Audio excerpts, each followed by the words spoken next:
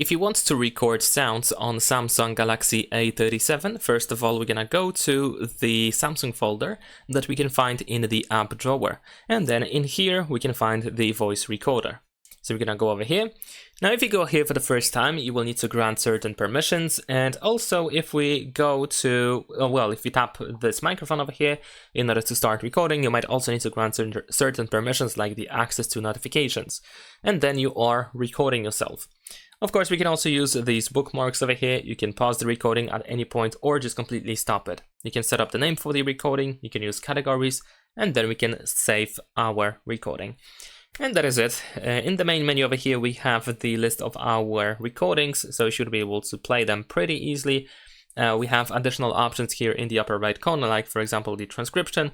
Here in these dots we have move to secure folder, share option. You can also edit or cut out something, you can add to favorites or just remove the recording. And that is pretty much it. Leave a like and subscribe.